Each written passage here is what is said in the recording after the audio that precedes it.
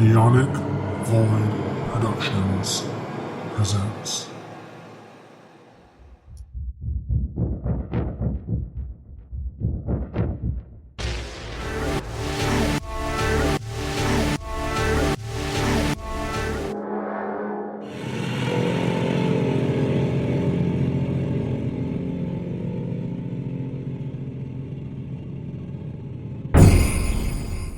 Cool beans, because I'll probably be talking a lot about those movies anyway. So let's go. Hi, welcome to Spookapocalypse. I did it again, even though I'll probably use the first one.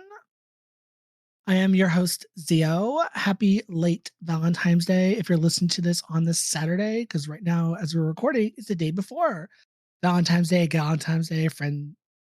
I don't know what other names it calls it, but yeah. And today I'm joined with the other posse, Housekeeper and Bunyip, as per usual. Hi. Hi. Hi. Hello. Yeah. So we're just gonna jump right into it. So let's just the housekeeper can give us the I can't think of the word. The housekeeping, and then we'll Housekeeping, yes. Oh my and god. then what we're talking about today. My Yes. God, are you okay? I had a brain fart. It was a lot. My brain went and I'm like, what? So, if you like this podcast, make sure you follow and rate us on whatever site you listen to this shit. You know what I'm saying? Share with your friends. New episodes will get uploaded every Saturday. Yep. Links are down in the description for other podcasts that are part of the Neonic family. Follow us on Twitter. I will never call it by that fucking name, and I think everybody still does call it Twitter. So I mean, Yeah. whatever. Our handle is at Spookapocalypse. That's at SPOOKALYPSE.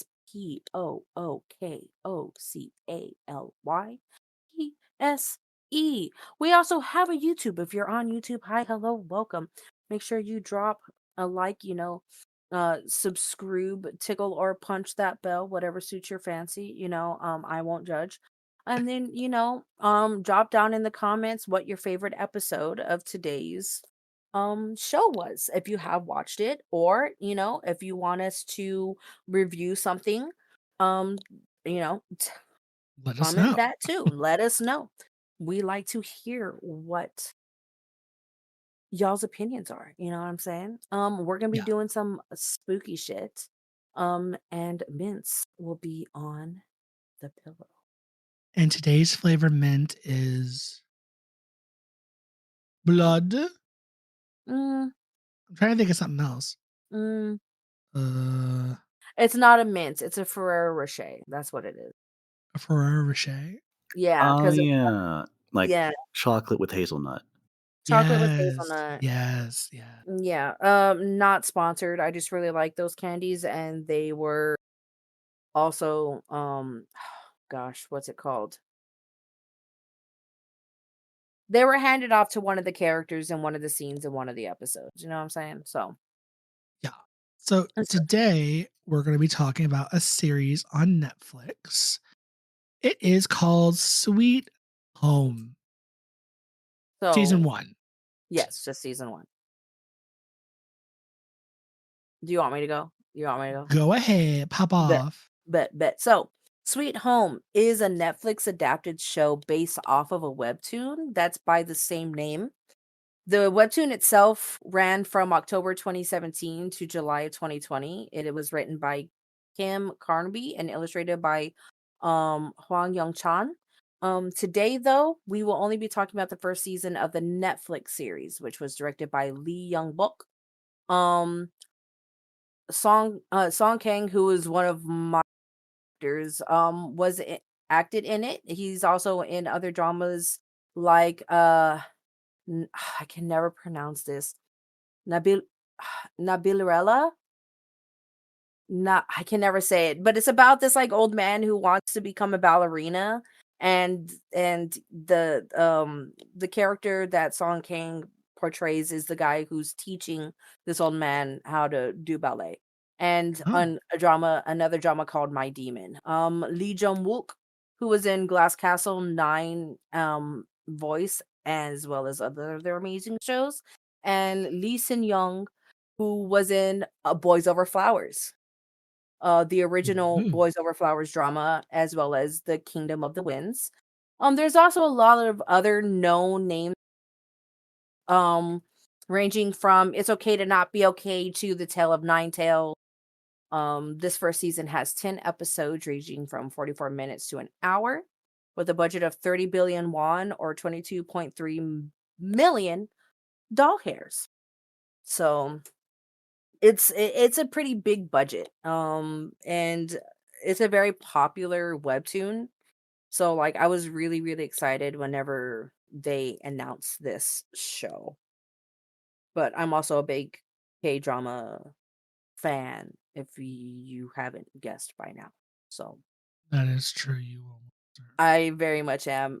And I'm always like, you need to watch this show. It's amazing. So I'm finally glad that someone Okay, okay. You know what? I'm gonna come clean. I didn't finish season 1. I know. you're fired. I'm fired. Okay, I know. I will watch the rest of season 1 before I watch season 2, and I'll be more prepared for season 2. Okay. Okay. Now, Mhm. also, we decided, like, if you've been listening to us for a while, whenever we do watch some type of spoopy show, we go episode by episode Yeah. on the synopsis. But these episodes, they do, like, since there are more than average of the shows that we watch, and these, I'm sorry, I love Western media, but Eastern media, they put a whole lot more detail, and every character is very well rounded out and very well written, to the point that if we sat down and explained every episode that happened in just this first season, there'll be an episode per episode. Really, it'd just be easier to just watch the whole damn thing yourself at this point. Oh, we're gonna do something different, and we're just going to talk about just like the main plot lines of the season, Yeah. which is what we agreed on before we started recording. Yeah. Which, oh my Girl. god. Okay, so hold on, because if we're doing that, here we go. I have for the whole season as Yeah. well.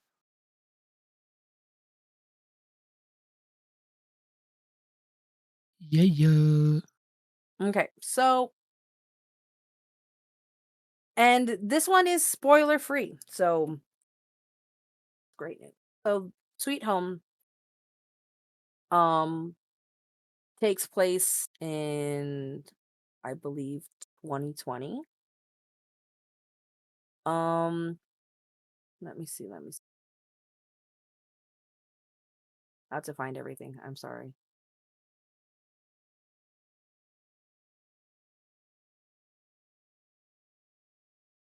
I mean, spoiler free. We could talk about spoiler. Oh yeah, we do usually talk about spoilers.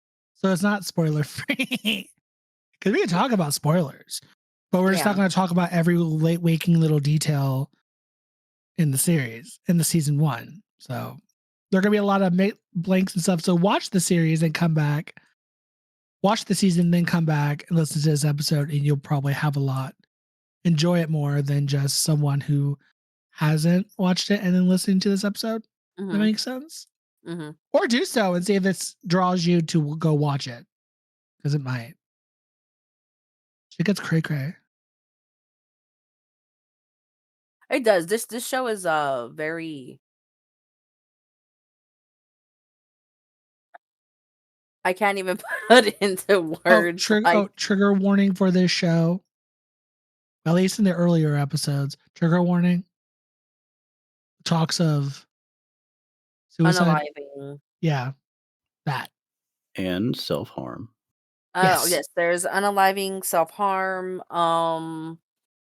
but of course, like in every show, like horror show, there is, murder Yeah. in one degree or another, Yeah.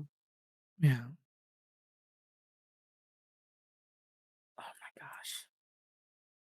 Hold on. Freaking Yeah. shit. So, basic summary is this show is about the main character is named Chan Hyun So, or the the actor that Song Kang um plays. He leaves his home and moves into an apartment called the Green Home apartment. Um and basically soon, like, this is literally just like the whole premise of the thing, and we'll go into deeper detail. Soon after, monsters begin to appear. The people inside the apartment are trapped inside the building, quickly realizing that the monsters are everywhere. And Hyunsu and everybody else are shielding themselves inside the building and trying to stay alive as much as they can. Um, and we're gonna get into deeper detail about that. Okay, I can start. So the first episode begins with a snowy September, where parts of frozen monsters are wiggling through the ice, and you see like heavily armed soldiers and armored vehicles in line. They're pointing towards what looks to be an building, and you looks to be an obviously badly injured man in clothes staggering towards the soldiers. And they're like shooting at him and shooting at him and shooting at him, but the body keeps going. And then it cuts back to August of the same year. And that's whenever you meet Hyunsu. Hyunsu, I'm sorry, not Hyun, Hyunsu. He's lonely, he's suicidal, and he moves into what this apartment building that's called Green Home. Green Home doesn't look like the best apartment. It doesn't look like it's really kept up very much. It's very dilapidated. Um and the first thing he does is he goes up to the roof, goes to the edge of the roof and contemplates just jumping. But he's interrupted by a neighbor and a ballerina. Like, she's a ballerina, and she advises him, and she basically tells him not to die there because it's only going to cause trouble for everybody else that lives there, and that if he's going to do it, go find somewhere else to do it. I was like, damn. I was like, damn, bitch. Damn, she really did that. He thought she ate. I mean, Yeah.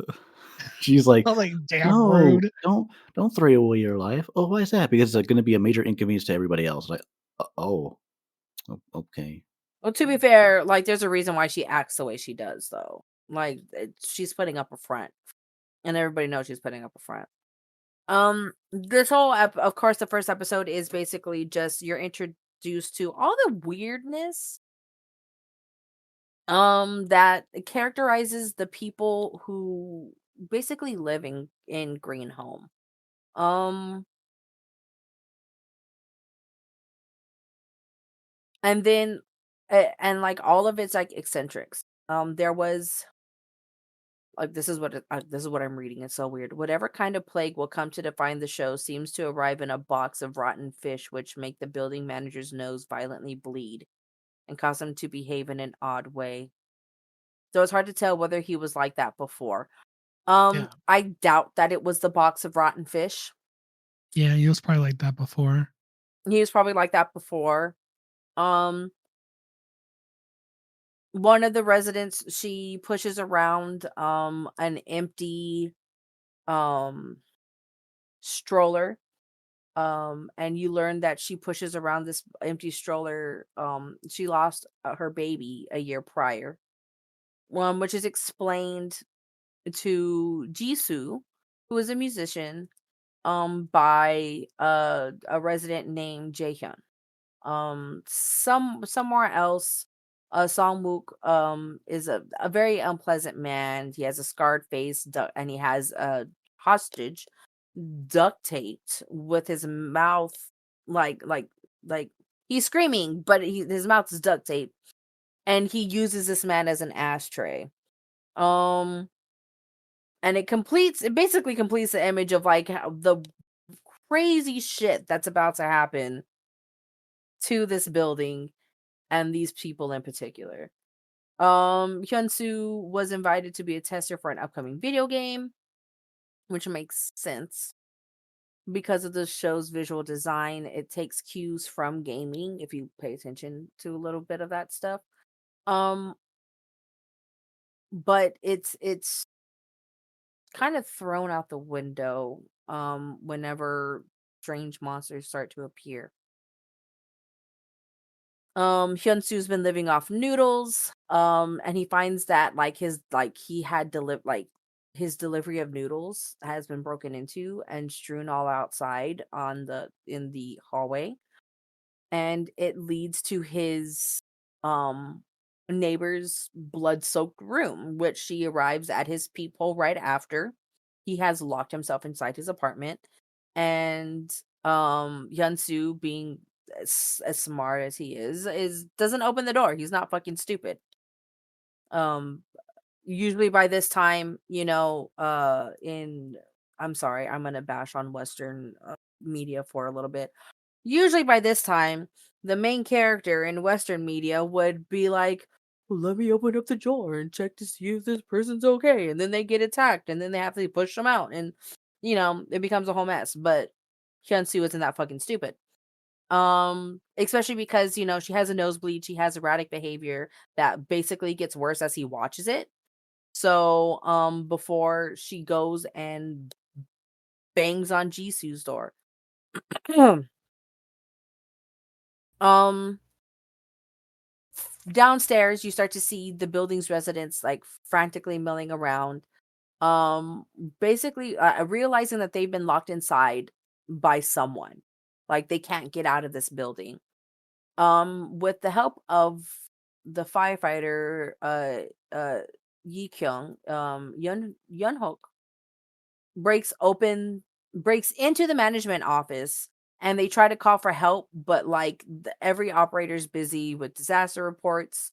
There's some weirdness that's going on that's not just contained to the green home apartments, but outside. um as you see a long-fingered monstered man standing outside with like a whip-like tongue that he can use to impale people. um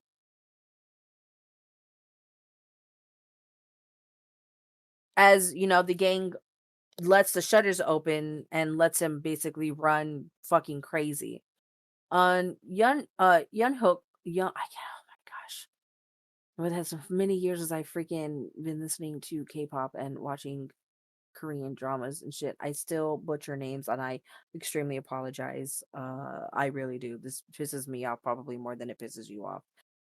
There is able to fight him off with a fire extinguisher, and Yi Kyung tackles him outside. They're able to lock him back out again. And they all stand around and they look outside and see that there's more and more creatures outside. All of them are different.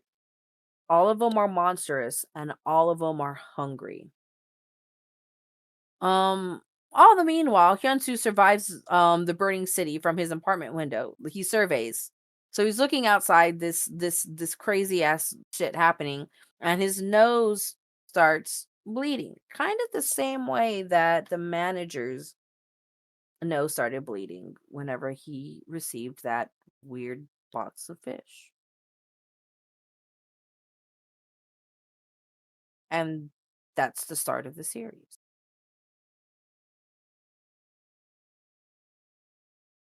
Bum bum bum.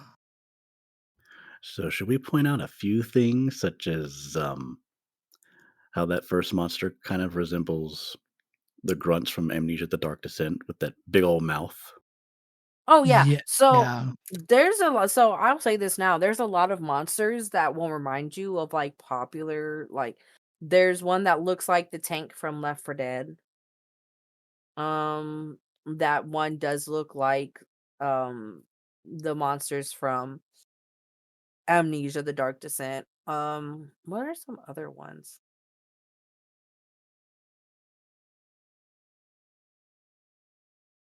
Man, I can't even list them all. That makes me upset. Hold on.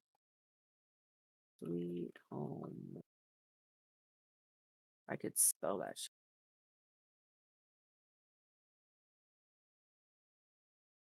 Oh, there's the one that kinda looks like a gremlin, but, like, half of his face is taken off. Not a gremlin, a goblin.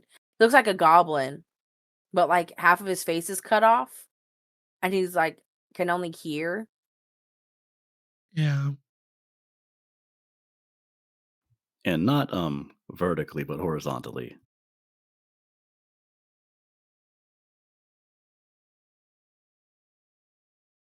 Like the top half of his head is just gone. Yeah. Yeah. Yep. He seems He's kind of just like, sad "I because can't he's hear." no, he's like, I can't see. Oh, yeah, sorry, "I can't see." Yeah, he's But just he's like, That saying "But that I can over. hear you." Yeah. It's that creepy one as ear, fuck. and then being able to just stretch his fingers way too far. Oh, did y'all watch it dubbed or subbed? I had to watch it both. So whenever I originally watched the show, I watched it subbed. And then in order for me to actually have my boyfriend watch it with me, I had to watch it dubbed, which no hate to the voice actors, but I fucking hated it. I know that's contradictory. I know that's Just very the way you contradictory. phrased it is like, no hate, but I hate. Yeah, no hate, but I hate. And it's not like they did a good job. I'm not saying that they did a bad job. I just don't like how it sounded. When And I you know dub again, it sounds very contradictory, but they did. They did a great job. Just no, not how I heard the original emotions the first time I watched.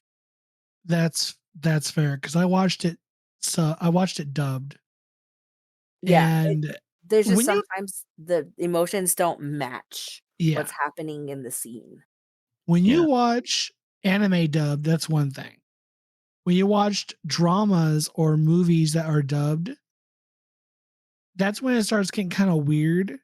Because sometimes, like you were saying, it doesn't necessarily match up all the time. That's not necessarily the actor's fault. It's more so it doesn't really jive. Mhm. It's like a puzzle. It's like a puzzle that's missing some pieces, and it's just the fact that you're dubbing over literal people, not drawings.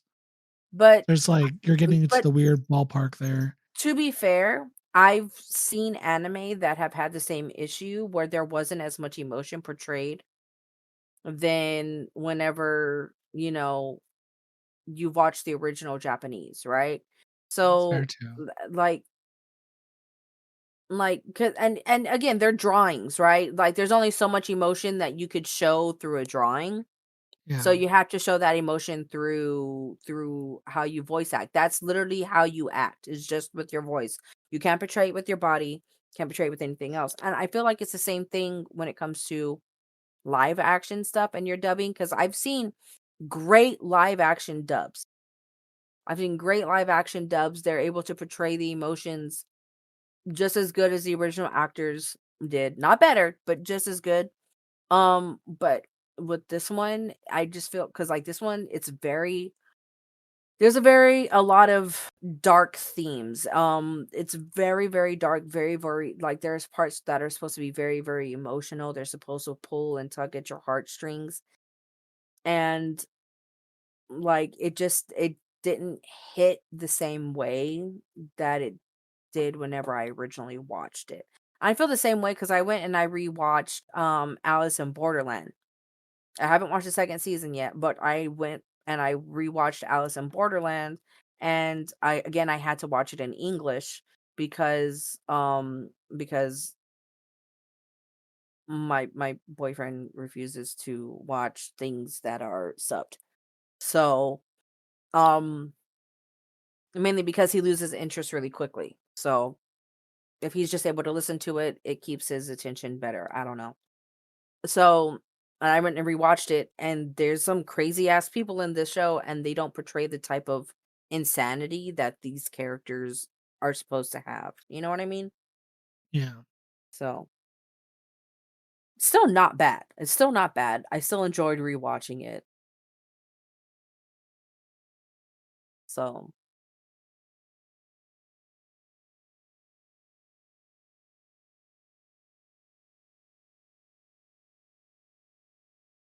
But as we continue on with the show, this it keeps going on. You learn more about Hyunsu's mental state. You learn that his family was in a car crash, and that um they didn't really leave enough money behind for him to like live off of. Um People blame him for his death. He blames himself for the death. Um Because right before they died, he was basically like, Yeah, I fuck family, wish you would all die." yeah. Yeah. So, um, you know,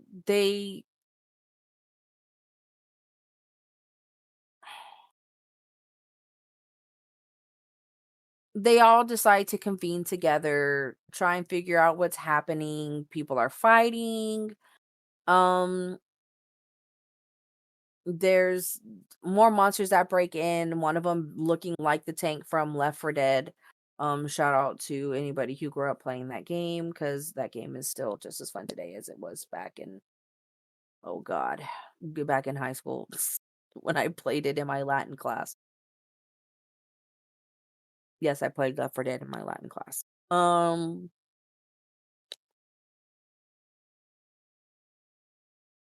Oh gosh, it's just so hard not to go deep into detail about everything, because everything is placed there for a reason. So Jisoo's watching him over with a baseball bat. As like news reports of monsters list symptoms that begin with a violent nosebleed. Um, Both, last episode and second episode kind of, that's what the main theme is for this one, is nosebleeds. And they're going to Yeah. be a consistent visual going forward that somebody has contracted the infection. They also make a very non-nosebleedy sound. Yeah, that's true. Like, I guess it might help sell nosebleed, but I've had plenty of nosebleeds, and you don't hear them dripping. You just feel it. Well, it's also not as violent unless you've had those type of violent nosebleeds before. Uh, Maybe not that violent, but it's definitely been profuse. To be fair, these nosebleeds are the equivalent of you donating blood. Like, that's the amount of Yeah. blood that comes out. Yeah. It's It's a lot ridiculous. of blood. I'm all like, You bro. should be out cold, my dude. You should pass out from loss of blood. To be fair, I lose more blood than that in a week. So, but yeah, I digress. The subject of infection is a very pressing one, since it's not really clear how the disease is spreading. Hyunsoo contracted it, but he didn't get bit by anything. But it is very advised that people with symptoms are to quarantine. Songwook, um, or Sanwook, because the W is usually silent, was bitten on the stairs by Hyunsoo's neighbor. After shoving her face, he seems okay, but never really okay to begin with. Nevertheless, he heads downstairs. The bickering residents see no choice but to tase him and keep this dude captive. He is basically. They even at one point decide to try and kill him. Though it doesn't really go well. No one seems to know what to do. There is a part in this episode that Jaehyun bisects one of the monsters, or I'm sorry. This is the one that we were talking about. This is the one that we are talking about that looks like a goblin. So Jaehyun cuts off like half of its head. Basically showing you like, hey, basic zombie killing methods aren't really going to go well against these monsters. And he pops up several times throughout the episode. He's effectively blinded, but he staggers into Hyunsoo's apartment and he's forced to creep around it. Like Hyunsoo is forced to like stealthily leave. Um after receiving what looks to be a very game-like weapon upgrade, and he's able to distract, stab, and electrocute it. Um,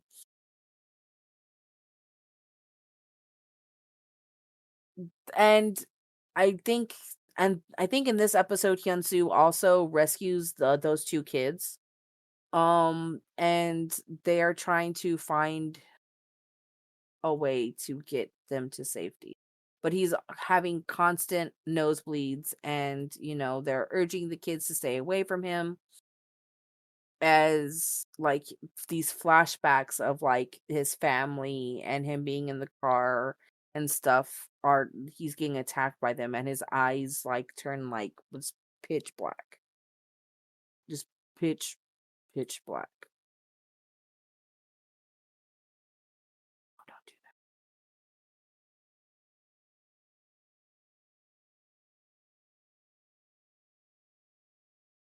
And then he has these flashbacks of the car crash that killed his family. Um which is kind of weird because in this one he's with the family, and he inadvertently causes the crash himself, and he wakes up in the hospital bed, and he experiences the visions of flashbacks, basically pulling him in all different, like his psyche's pulling him in all different kinds of directions. um in a very busy pre-plague version of the city, Hyunsu is confronted by a dark-eyed version of himself, and he's knocked back into reality by the arrival of the big ass monster that looks like the tank from Left 4 Dead, Oh, who is threatening to kill the children. So Hyunsu clings to the legs and tells the kids to run. So Jaehyun and Jisoo are able to save him, and drag him to safety, and he enlists them to try and help keep his promise to the kids, who are like like only feet away from from a returning goblin. I'm just gonna call him Goblin. And the thing that like I'm looking at, they call him Halfhead. He looks like a fucking goblin. Give me a second. Okay. So, but what's great about this though is that the monster catches up to him, catches up to these kids, right? Which you think, oh, that's not good. But Goblin hears Tank coming, and Goblin attacks the tank. And they are forced to like the tank is forced to waste very valuable time for him by smashing the rest of the goblin's face in. And by the time the tank does catch up with the kids, they already have a new protector, which is this lady the lady who pushes around the empty stroller, who was basically forced to relive the painful memory of how she lost her child in the first place, before basically giving her life away to give them time to run away. um but lo and behold, she's infected. So one of the things about this infection is that anybody who has it, they have this like regenerative ability, right? Even before they turn into monsters, they have this they have this small portion of time where they still look human, but like it is affecting them. So she was smushed and smashed and beaten, and she's still alive because of the infection that she has. And she's basically able to like shrug off like what the tank does to her. And Hyunsu escapes with the kids, while Jaehyun is able to lead the tank upstairs and out of a window. um they it's kind of slows down in this episode for a little bit, after the aftermath of this fight. There's time for a meal, and The broadcast. Oh my god. oh my, yeah, The yeah, presidential broadcast. Like, the presidential broadcast. And Everything's gonna be okay. No, you're all fucked, and they have you're to all shoot the gonna president fucking down. die, and they had to kill the president. I was like, Jesus. oh, Yes. oh, Jesus Christ. yes, it was fucking. I'm sorry. so there was a Escalated quick 0 to 100 real quick. yeah, so it's kind of crazy though. So like they're all sitting around, but there's like a discussion about like, hey, like Hyunsu infected. Like, what are we gonna do about this? While this is happening, there's a presidential address. Basically, it was intended to reassure everybody, you know, hey, we have things handled. Don't you worry about it. We have, everything's gonna be a-okay. Don't fucking worry about it. And It's not a-okay. it's not a-okay because the president is infected. Like he starts like fucking like nose bleeding all over the broadcast, and then telling everybody that they're gonna die and shot and restrained by his own.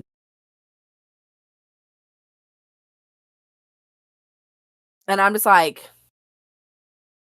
um, What? I was like, shit, okay, I guess then, we're on our own. yeah, pretty much. Everybody's like, okay, well, dead. Well, we're So fucked. yeah, pretty much. So, woof. After the death of Miss Cha's daughter and Soo Young, what? Oh, what? This is weird. Okay, so this is just I'm just reading as I go. So after the death of Miss Cha's daughter and Soo Young, thanks the tongue of the slack-jawed monster still hovering outside, most of the Green Home residents are making their way to the first floor, including an older man and his nurse Yuri. Both characters that you haven't met. This is the first time we're meeting them. Yi Kyung, who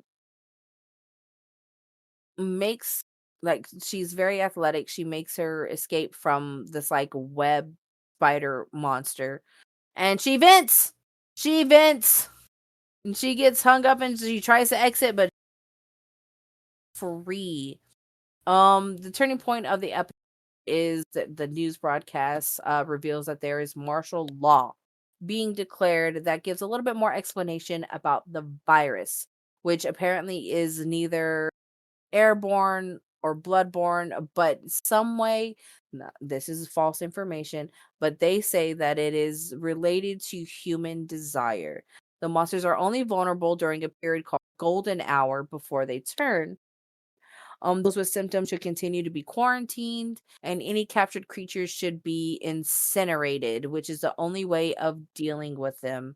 In the meantime, the military will, and the broadcast insists that the military will resolve this situation, which causes even more arguments than ever. So Hyunsu, Jisoo, and Jaehyun are all making their way to the first floor. Hyunsu falls over the railing, falls several stories to the floor. When he looks fucking just gone. Like no normal person would have been able to survive that. But and of course, after experiencing a number of visions, he wakes up with Yeonyu and Yeonhyuk, who lets him know that it was kind of impossible to survive that, and basically let everyone in on the fact that he is infected. And Yeonhyuk was like, "Why don't we do a vote?" Which Sokyeon is angry about and believes that um Hyunsu should just be killed immediately. Sokyeon, I believe that's the angry old man. He's the Oh, the old man, shopkeeper? the shopkeeper. Yes, the one with like the very like nice wife and stuff. I think Sokyeon is that man. And he's like, "No, I just fucking kill him." Basically. And then yes, it is, because he gets even more mad whenever the vote is split down the middle. And he starts to complain more furiously whenever his nose starts bleeding. And so then him and Hyunsu are both now forced together, which makes everybody else like continue to deliberate like what the fuck's gonna happen, right? There is a little bit of downtime, and it just like it lets various people interact. Like Yi Kyung talks about Sogan's abused wife. Jisoo consoles Miss Cha. Um and then like there's some queuing up for what's gonna happen in the next episode with quote unquote duct tape man Hwan Song Jae, who runs into Samwook and ends up quarantined with Hyunsu and Seokyeon just to escape after he was already beaten down. So like this man was basically beaten, like his face is unrecognizable, like he's bleeding everywhere. And he's just like, "Oh, look, look." And he like smears his fingers under his nose. He goes, "Look, look, my nose is bleeding. I gotta get quarantined. I gotta get quarantined." Which he got thrown in and just to save himself from being with the guy anymore. Yeah. He finds the idea of physical invulnerability to be alluring, as we see shortly after Song Wook stole his keys during the shuffle. The scuffle, like them fighting and stuff. You end on a cliff, like in this, what episode is this? In the fourth episode, you end up on a cliffhanger, as the kids inform Han Duk-sik that Miss M has been in the bathroom for a very long time. So at this point, like the kids have been saved. I don't know if this was mentioned. The kids have been saved. They are with this man named Sik, which he is paralyzed, I believe, from the waist down. And he's a tinkerer. He makes things and fixes things, and he's made like several weapons and stuff. And Miss M decided to stay with Han Duk-sik and the two kids, so she can help, take care of them. And at this point, I think it's been like maybe a day or so, and Miss M has been in the bathroom for a very, very long time. They're worried about her. They also really need to go to the bathroom, but they can't. So whenever Dusik opens up the door, he finds what looks to be like a giant blob pulsating from inside, like inside of the bathroom, and it looks very much like a fetus Oh, in an amniotic sac. that's uh-huh. Yeah.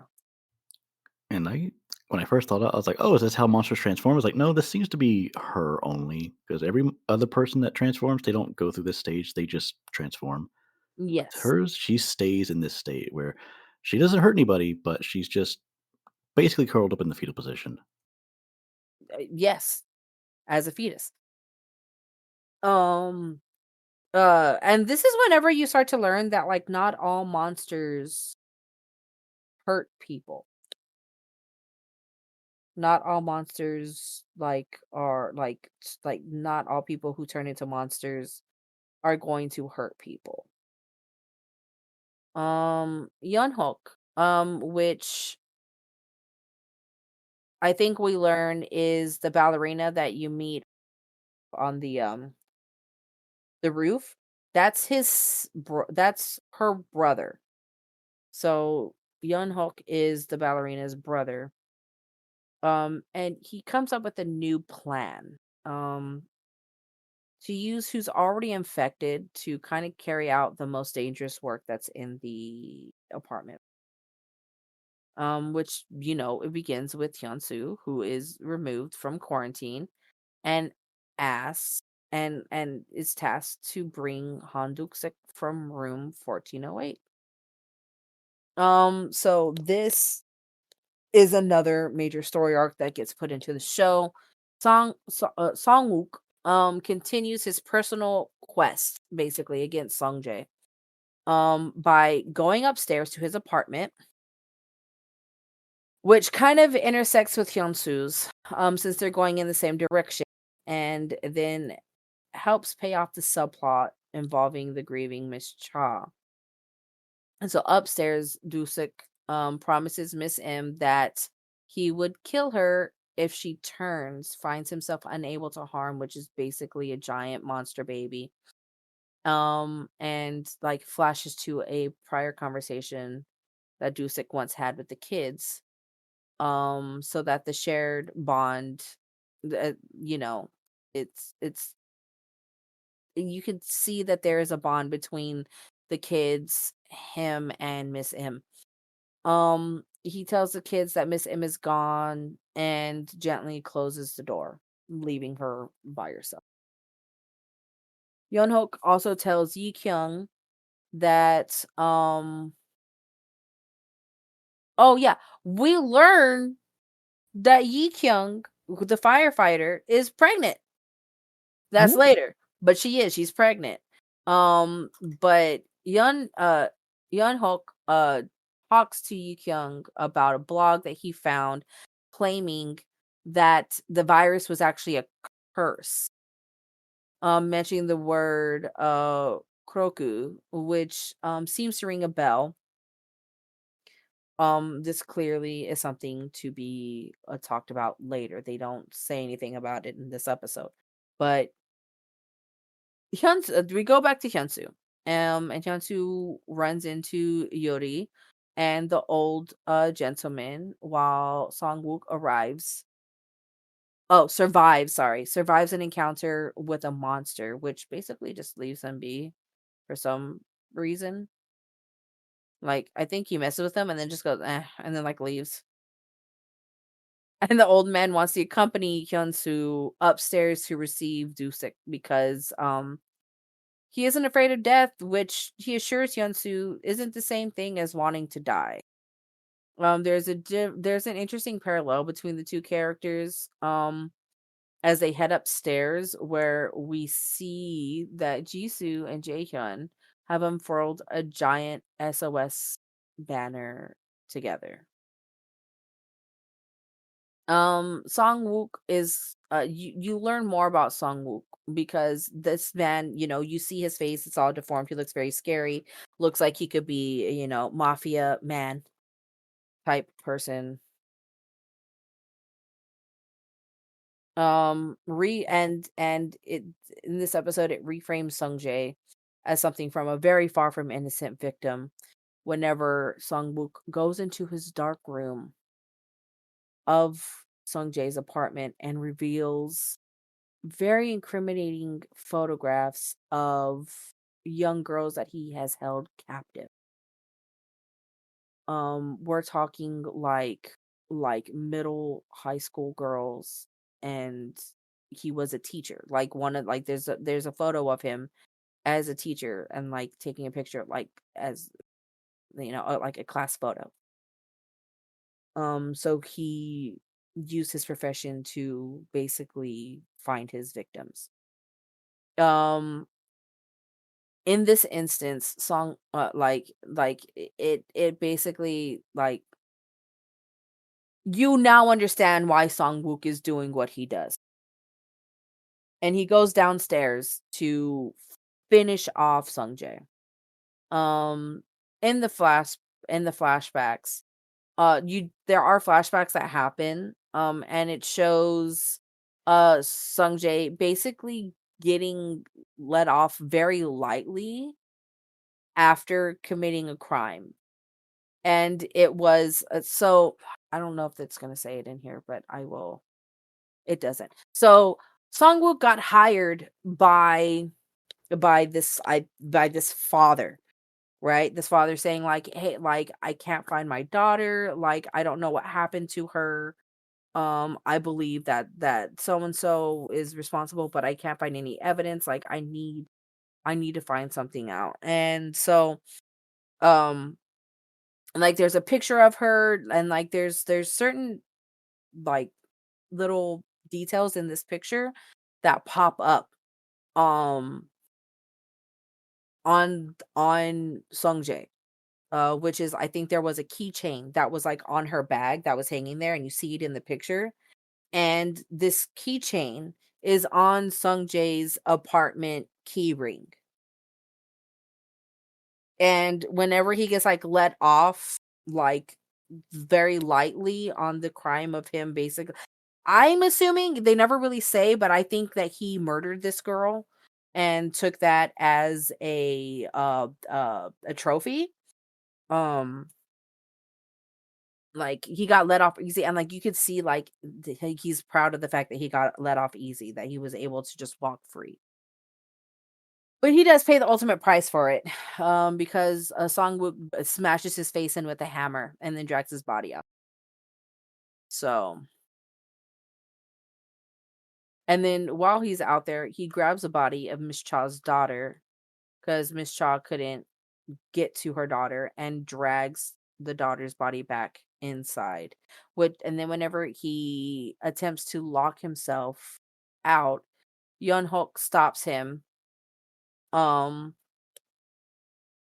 Obviously this man's story isn't over yet. And with Miss Cha's daughter returned, she cradles her body and is comforted by the children, and they all cry together. And this episode, which is episode 5, we're halfway through, ends with a familiar long-tongued monster feeding on a body that was left out there recently until he's snatched up by a giant ass hand. And I'm Oh like, the fuck? The no. fuck? Oh no. Oh my fucking god, he fucking did. I'm a fucking guy. He did. He fucking did. I'm a bad bitch. You can't kill me. You ready to fucking die? Bunyip, do you want to go or do you just want me to continue going? I might interject a bit from time to time because you seem more enthused to talk about this than I am. And then I'm looking through these, I'm like, okay, I'm trying to remember the characters and I'm trying to pair them to faces. And That's fair. the person I'm thinking of was like, who is the name of the lady who's holding the Pomeranian? And then that dog just disappears until like episode 10. Yeah, the dog does show back up. I don't remember the lady. I don't remember her I name, think the honestly. dog's name was Bomb, like Yeah. BOM. Yeah, the dog's name was Bob. I can't But everybody remember else, it's like I'm that. not too familiar with Korean names, so I'm not good at pronouncing them either. Yeah. I mean, like, I've had a little bit of practice, but there's sometimes, like, you look at how, like, something is spelled, and even then I'm like, how the hell? Like, for the longest time, so, like, I'm a big fan of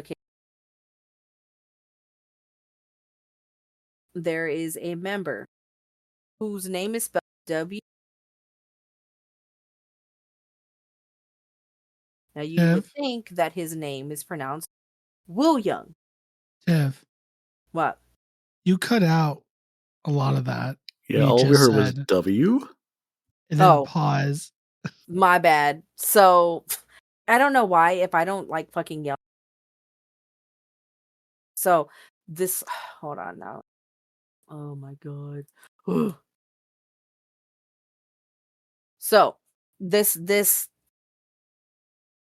member's name is spelled Wooyong. You would think that it was pronounced Woo Young, right? Uh-huh. It's not pronounced Woo Young. It's Huh. pronounced Woo Young. The W is silent. His name is Oo Young. And I've been a fan of ATs since debut, basically. And to learn years later, I have been mispronouncing this man's name. I was like, my life's a lie. Like, but yeah, so even I still mispronounce the name. And I've been a fan of K-pop since basically my junior year of high school. Like, I'm second gen, like, Girls' Generation OG for me. Girls' Generation fucking Big Bang, all the second gen groups that you could possibly ever think of. That's where I started, So, and I still fuck up names. So I apologize, but I digress. So in episode 6, um it really slows down on like the crazy action and murder that happens, which isn't Murder. really a bad thing. Murder. The main objective of this episode is basically like establishing a sense of routine. The survivors fall into roles and responsibilities, coming into terms with a predicament that they have been put in, which can only happen um for a small period of uneventful time. So like there's like a list of like, hey, you can't travel anywhere, you do the buddy system. These are the buddies that we have paired, so it'll be like so and so and so and so gets to go, and so and so and so and so gets to go.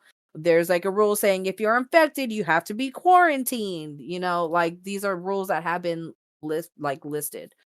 Um, but it's kind of like no accident on why it's kind of uneventful, seeing as how the episode opens up with a bit of context for Song-wook being hired to carry out the job that he completed in the previous episode, since a secondary concern was the continuation, like it's basically his redemption arc, right?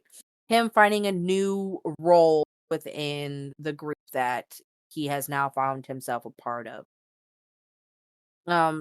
For reference, because I know, okay, you just said it's hard to put faces to names. Sang-wook was the man who it looks like half of his face is burnt off. He looks very gangster-esque, like if you're Yeah. thinking, yeah. So great guy. I fucking love this character. I love him so much.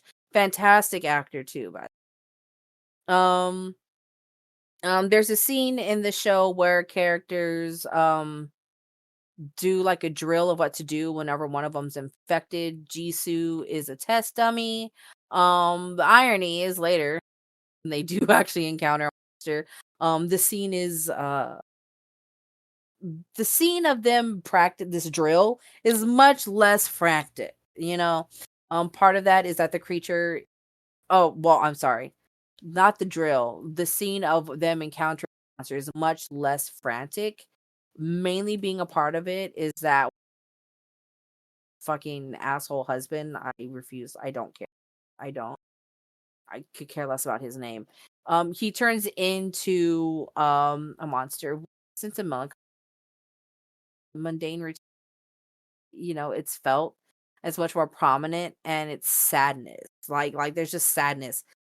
And to be fair, like the monster that he turns into is like cousin it from the monsters. So um like eh, he turned into a mop. That's he wasn't that big of a threat. Just as much as he was a threat.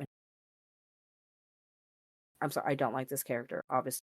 like I don't like people who abuse their wives, you know? Yeah. He Um is the worst, but he is very, very good at taking a lead pipe to the face.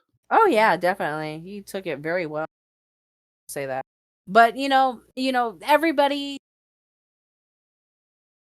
coming to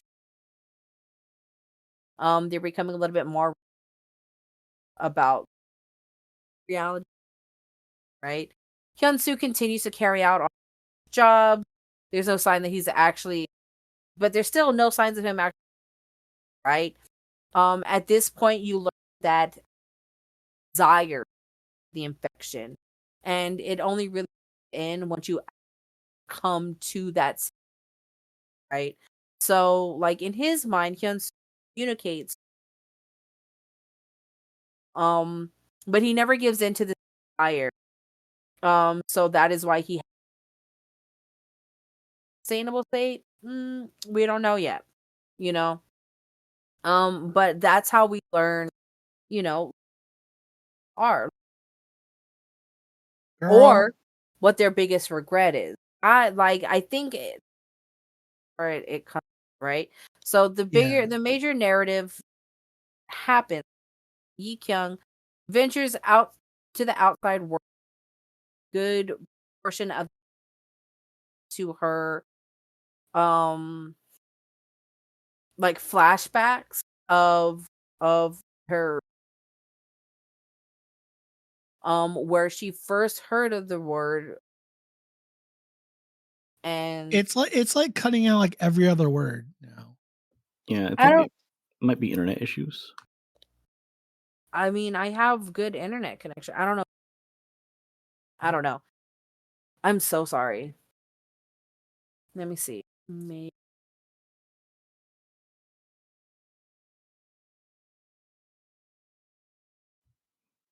But yeah, basically, Yi Young goes onto the world and she's like, I gotta find out what this crow crew is, which is just another word for curse. Hold on. I'm trying to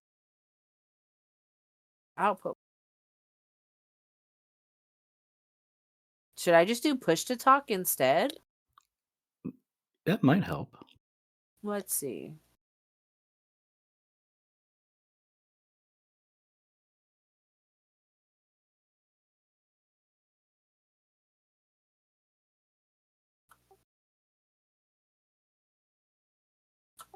How about this? Is this better? Am I cutting out or anything like that? No. No? Okay, so then I'm just gonna have to stay with push to talk because voice activity is being boo boo. Oh, this Yeah. is gonna be shit. Oh, I can't. Okay. Oh my god. This is annoying. Okay. We'll try it again. I just will fucking yell into my mic, I guess. Because when I push down, it fucks everything up.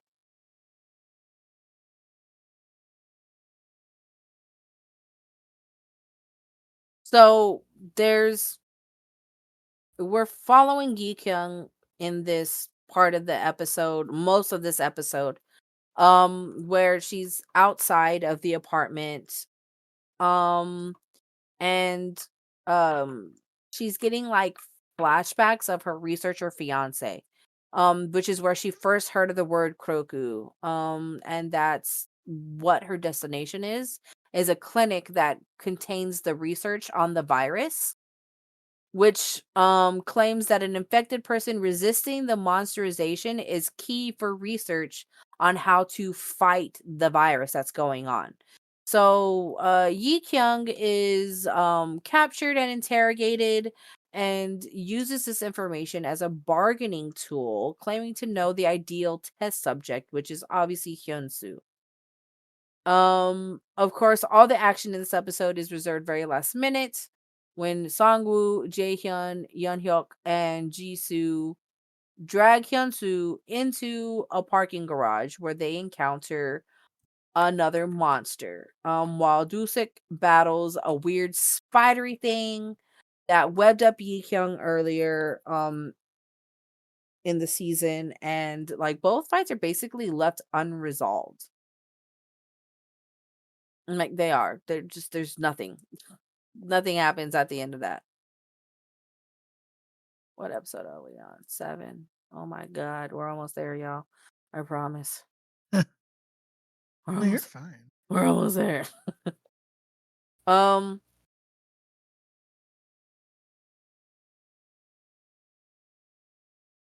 so in the next episode we pick off literally right where we left off in episode 6. The boys and Jisoo are pinned down by, this is so funny, how they describe it, cool looking goat-legged glowy monster.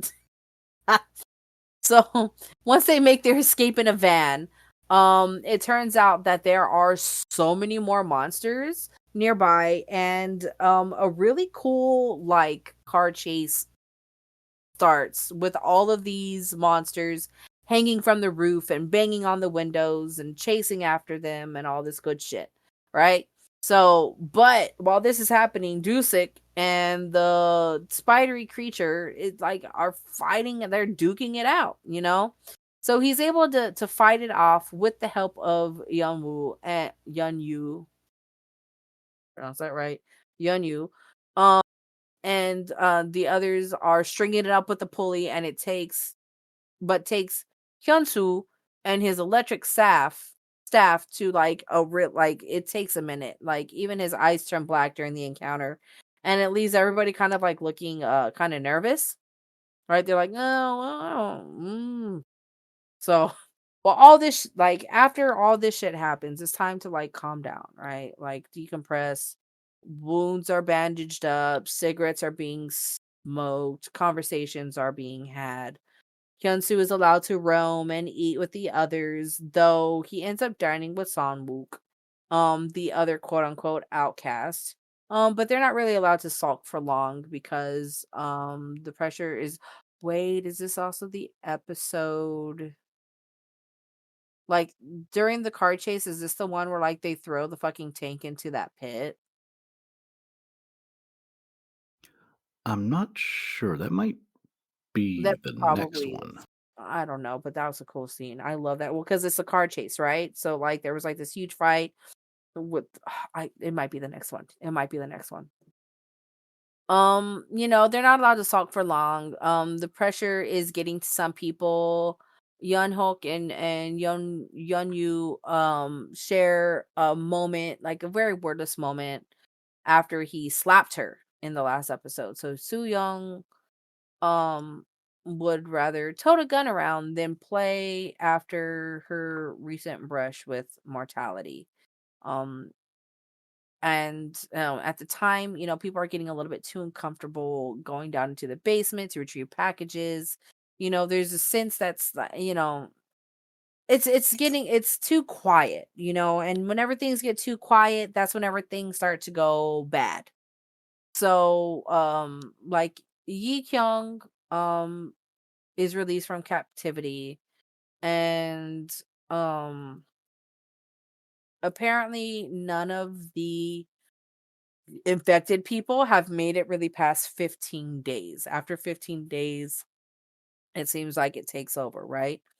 So, with supplies running very low, Yeonhyuk plans to venture outside for resources. Um, they choose the ones that are most likely to succeed. And they're led by Song Wook.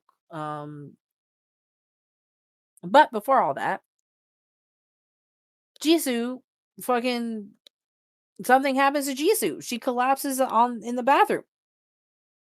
She collapses in the bathroom, and man, was this a flashback to Thanksgiving, because lady has appendicitis.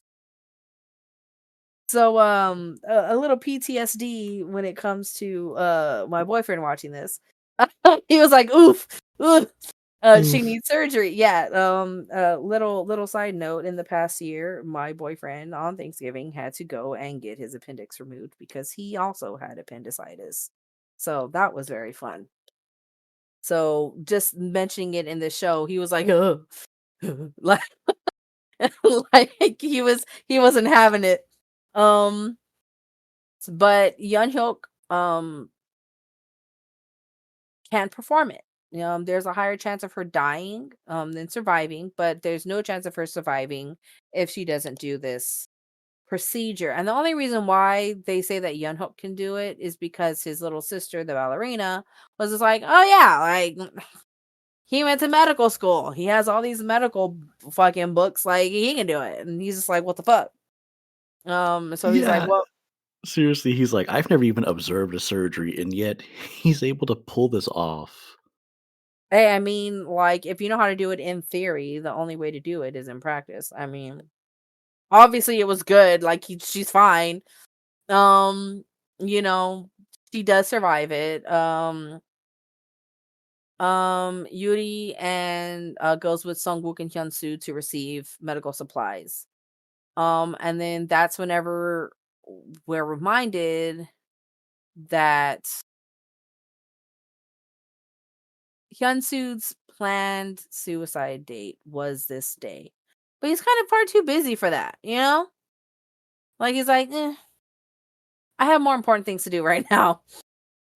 So flashback reveals that the extent of the bullying that Hyunsu suffered, his worsening relationships and the deterioration of his mental health, um, all of this stuff, and that's whenever he decided to leave for Green Home Apartments. But as they hop into the truck to leave Green Home, he realizes he has a new purpose, right? And his purpose is to survive. Um, but as he has this resolve, this is kind of a bit of a problem because at the end of this episode, the truck is flipped over like it's a little fucking toy. Ooh. And this is where I was talking about. So the van or the truck is turned over by the tank. That's not what it's actually called. I don't know that proper term. But he looks like the tank from Left 4 Dead. So I'm going to continue to call him the tank, you know? Um and he looks a lot bigger than the last time we saw him. Circumstances being kind of dire, Yi Kyung arrives just in the nick of time to basically pin this thing to the wall, I think using a fire truck. Um Yuri remains trapped in the van's Yuri is the ballerina. Um she remains trapped in the van's wreckage, which Song-wook, the mafia man, is almost about to free her, before, like, and he was just able to free her. There was this concrete tube that he was able to pull her into right as the van explodes, which sets the tank alight. And Yi Kyung is able to, oh, I'm sorry, I lied. Um I'm reading, I'm rereading. Oh yeah. So she rams him again with the fire truck, right off the edge of the building and falls several stories and ends up with him impaled and stuck beneath a burning container. So at this point, he is no longer an issue for us. Knowing that something's wrong though, Yeonhook performs the appendectomy on Jisoo anyway. Um, Yi Kyung wants to know every detail about how Hyunsu has been for reasons obvious to us, but obviously not Yeonhook. A bit later, she interrogates Hyunsu directly about his experiences. A little frantically, all things considered, but she tells him about being caught by soldiers and she was told about other test subjects and that she gave Hyunsu's existence away. There's news of another infection. Son Yang makes basically kind of like a stark contrast to the earlier vote, to allow Hyunsu to stay. The group is more close knit, they basically have a found family thing going on now, and everybody agrees that she should stay in the arcade rather than leave, but she is not doing too well. She's struggling with the reality. She's crying to Hyunsu. Um so just for reference, Seon is the wife of the shopkeeper, the one who turned into Cousin It. Um, Hyunsu offers kind of a little way in of advice, but he does cry to himself. Yi Kyung is conflicted with having been instructed to send messages back to the soldiers on the promise of being told where her fiance is. As the rest of the group gets drunk on a 4-year-old Korean wine, she's attacked in the shower by one of the runaway soldiers. Hyunsu blah, blah, blah, continues to struggle with his past, but he sees someone different when he looks into the mirror now. And he cuts his hair. All right. So like whenever you met him, he had very like long, shaggy looking hair. It was very unkempt and everything.